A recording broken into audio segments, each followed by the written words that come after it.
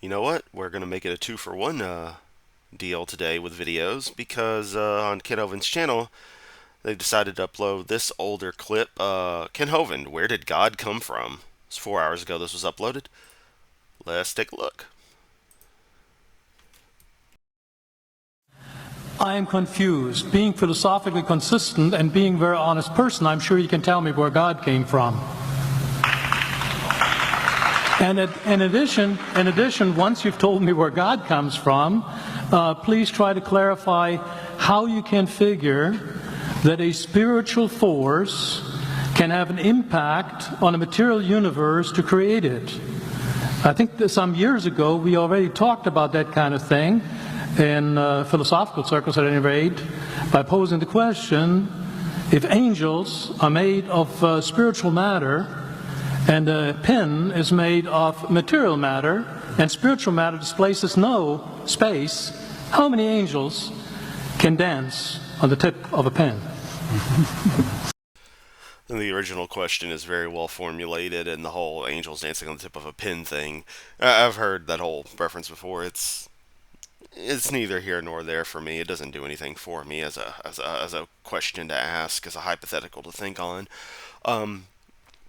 But the whole "where did God come from" question comes from people insisting that, oh, the universe had to come from somewhere, it had to have a creator, and that creator is my particular variant of God. And it's like, okay, you're going Kalam here, you're trying to say something has to have a creator. It's like, well, your deity then would need to come from somewhere, and it's like, but it's special. It's like, okay, so special pleading. You're just saying that it doesn't have to have it.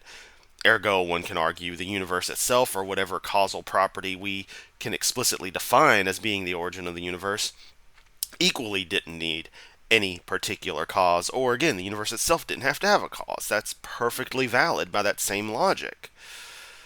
You're thinking, in this case, you're grouping the universe into the system of everything, when it's like, hang on a second, if everything has to have a cause, but what if the universe is outside of everything? Everything is encompassed in the universe, not the other way around. If that makes sense as a verbal description. But let's see what kind of prattle Kant has to say on this obviously ancient video. I have a sense of sort of reversal experience here, but please do, go ahead. You got 5 minutes. Now, I just want to know which question. That's all right. You may take the rest of the minute. We're supposed to do one question at a time. Which one would you like? One question at a time. He never fucking changes. That was part of the format for the debate. So which question? I want you to fill in the story of the rest of the beginning of the universe. God, spiritual matter, impact on material matter. Okay. So 2 questions. Okay, so no, it's all kind of the same question. It's an overarching, broad question. It's not been narrowed down.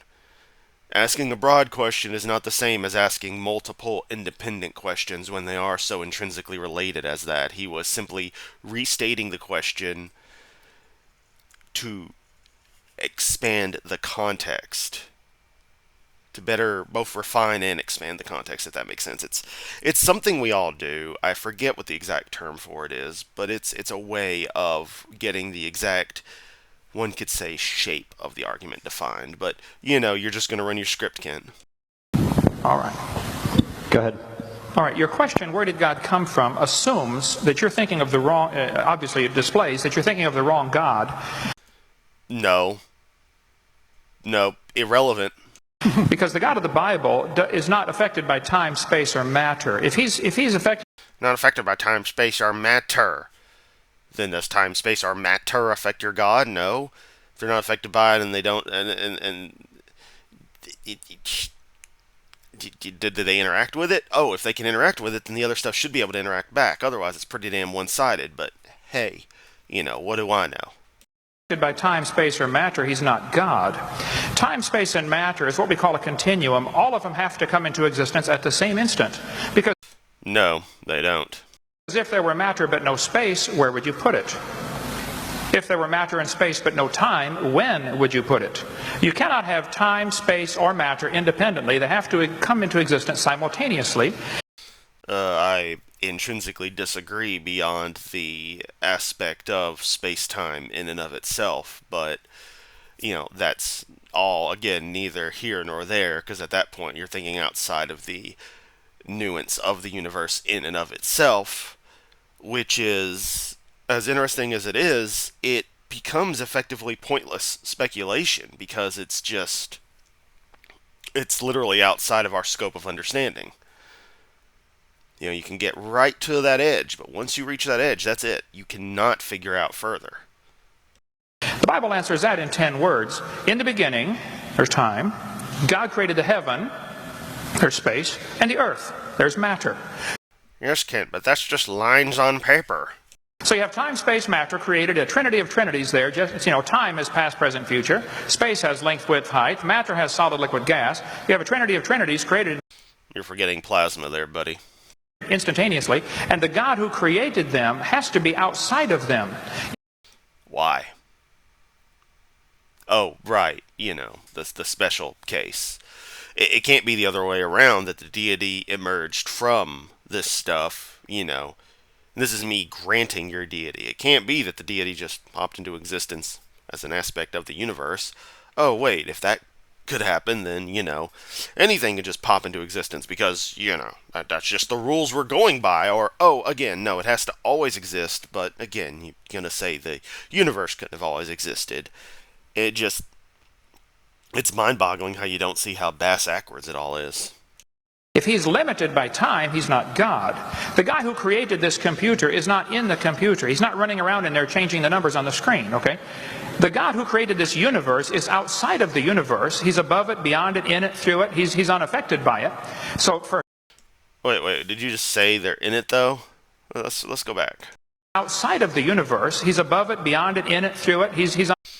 So he's outside of the universe, yet simultaneously in it. Come the fuck on. Which one is it, dude? Unaffected by it. So the concept that a spiritual force cannot have any effect on a material body, well then I guess you'd have to explain to me things like emotions and love and hatred and envy and jealousy and rationality. Descriptors of the effects our consciousness feel on chemical reactions that occur in the brain due to various stimuli. Done. I mean, if your brain is just a random collection of chemicals that form by chance over billions of years, how on earth can you trust your own reasoning processes and the thoughts that you think? It's not at all the development of the human brain. The evolutionary processes therein, that's always a crude, incorrect, intentionally incorrect descriptor for it.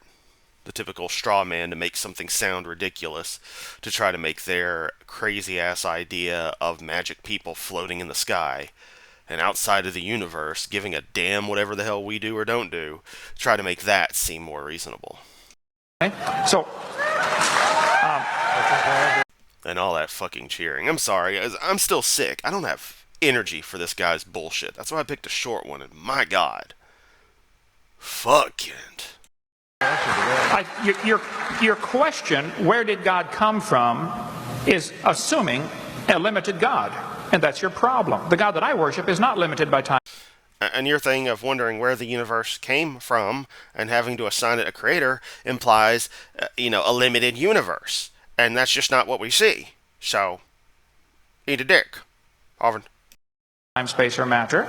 If I could fit the infinite God in my 3-pound brain, he would not be worth worshiping, that's for certain. So that's the God that I worship. Thank you. They're cheering, and the man said absolutely nothing of value. Incredible.